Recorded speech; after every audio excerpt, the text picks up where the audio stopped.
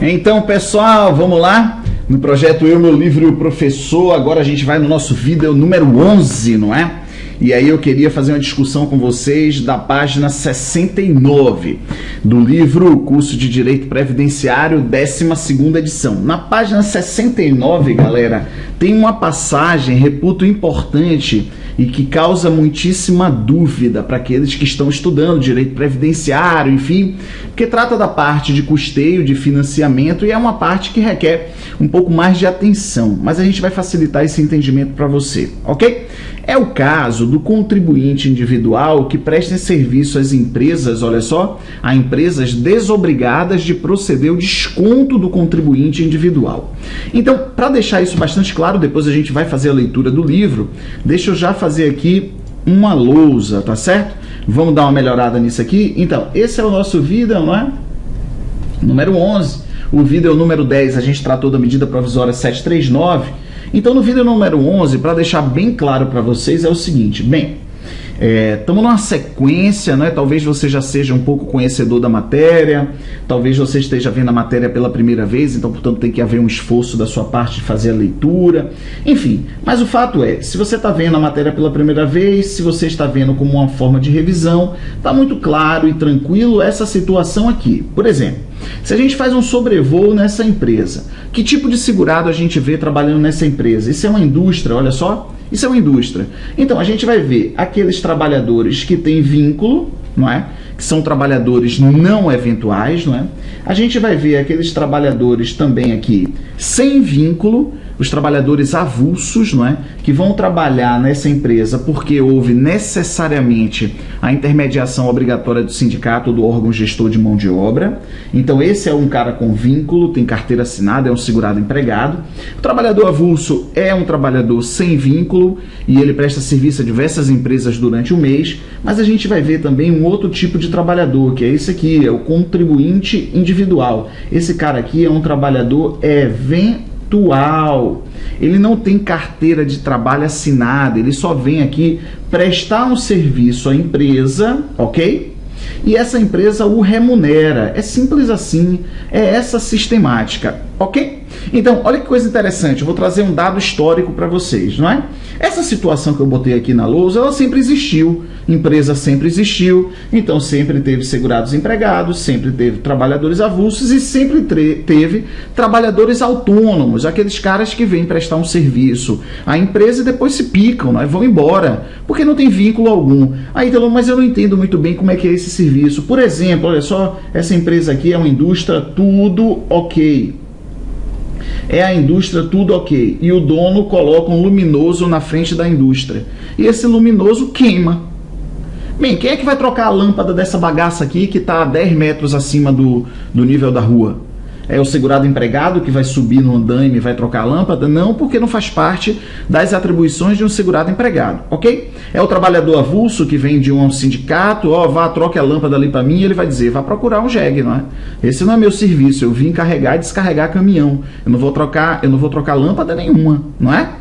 Então, quem é que vai trocar essa lâmpada? Ah, é um trabalhador autônomo, um eletricista ali que trabalha ali na região prestando serviço às pessoas.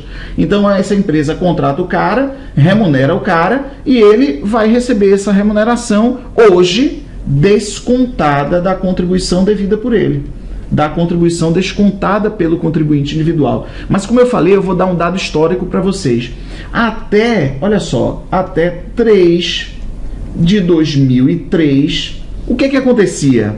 Esse trabalhador, ele prestava serviço às empresas, olha só, ele prestava serviço às empresas e as empresas não descontavam nada deles, ok?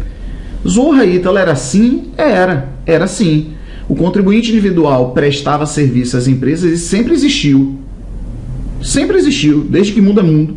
O contribuinte individual prestava serviço às empresas, então, portanto, as empresas elas não descontavam. Mas como trabalhador, e a Previdência tem caráter contributivo, esses caras eles deviam fazer o quê?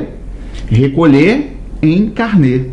Eles tinham que ir fazer o seu próprio recolhimento ali no banco, fazer o seu próprio recolhimento. O que é que acontecia? Eles não iam.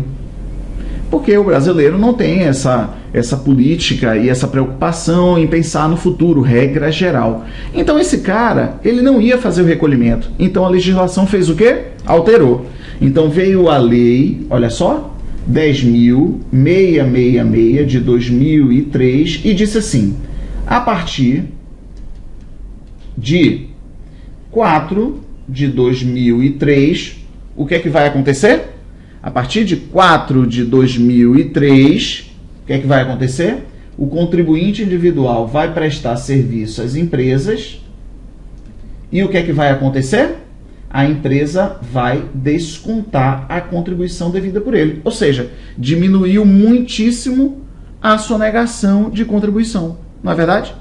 Então, diminuiu muitíssimo, porque o contribuinte individual agora, quando ele recebe sua remuneração, ele recebe descontada da contribuição devida pelo contribuinte individual. Então, quando a empresa o remunera, remunera descontando a sua contribuição. Ah, Ítalo, beleza, isso está entendido, eu estou tranquilo em relação a isso. Ah, então beleza. Entretanto, a legislação previdenciária manteve a situação anterior até 3 de 2003, aquela situação. Então, a legislação previdenciária manteve aquela situação de que quando o contribuinte presta serviço à empresa, não era descontado, ok?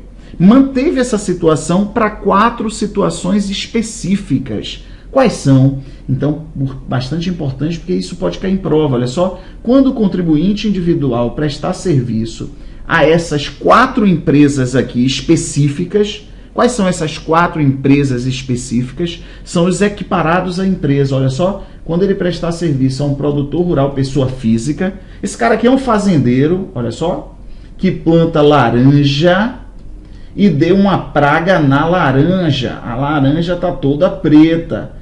E o fazendeiro Emerson Fittipaldi, não é, que plantava laranja, vai se arrombar, porque não vai conseguir vender a sua safra, ok? Então, esse produtor rural contrata quem? Um contribuinte individual. Quem é esse contribuinte individual? Um autônomo, ok? Então, quando esse contribuinte individual presta serviço a um produtor rural, pessoa física, a uma missão diplomática, quando ele presta serviço a uma missão diplomática, quando ele presta serviço a uma repartição consular, ou quando ele presta serviço a um outro contribuinte individual. Como assim, Ítalo? Por exemplo, esse cara aqui é um dentista, não é? Um odontologista é um dentista. Na minha época se chamava dentista. Mas ainda se chama, não é? Mas é um odontólogo, não é?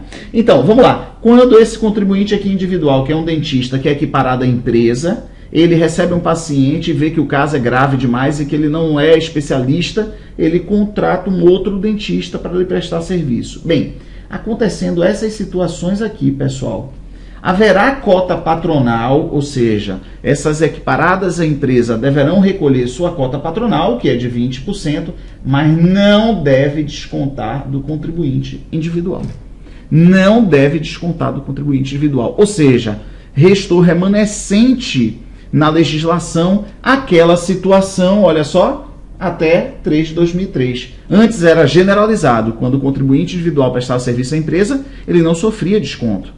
A partir da lei 10.666, a partir de 4 de 2003, ele passou a sofrer desconto. E é isso que a gente sabe.